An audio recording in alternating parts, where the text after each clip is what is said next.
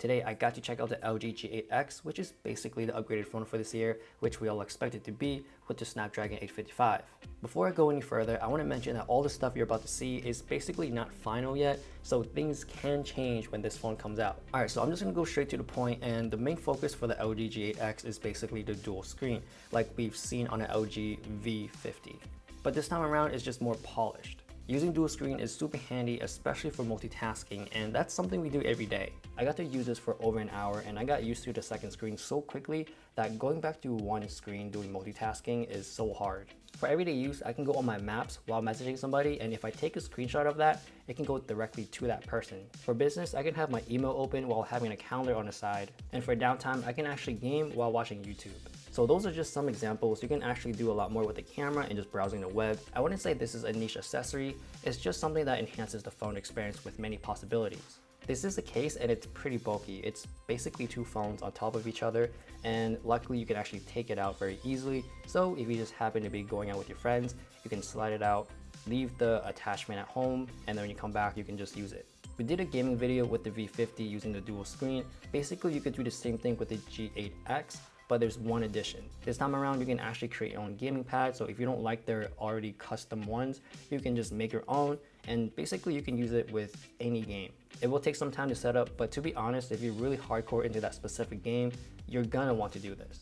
This is an experience that can enhance your gaming performance just because you're making something that you're comfortable to and not something that you're just given. And if you're not adventurous to create your own gaming pad, LG are in talks with other gaming companies to create their own official one for their dual screen. The dual screen on the V50 does use pogo pins, which I think is more seamless, but for the G8x, they switch it to USB connection. And their main reason why is basically less power consumption and slightly less lag. So using this for a while, here are just some more facts about this phone and the dual screen. The dual screen attachment is the same size as the LG G8x, which is 6.5 inches with the OLED screen. It has the same resolution and the same color profile. On the front of the dual case, there is a screen on the front for you guys to tell quick information.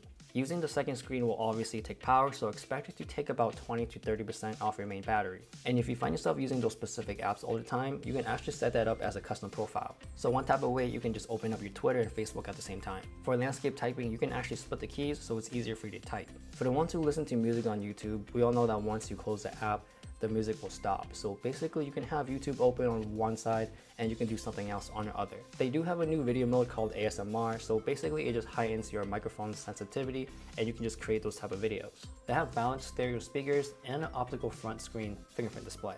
When you're watching a video that's pretty dark or just playing games in a dark area, they do have gamma adjustments, so basically you can see better in the dark. And finally, they do have a new UX9 design, which is basically a cleaner look with better one-hand usage. So we don't know the price or if this dual screen will come with the phone or not. And again, all the stuff that I mentioned are not final, so things may change by the time this phone releases.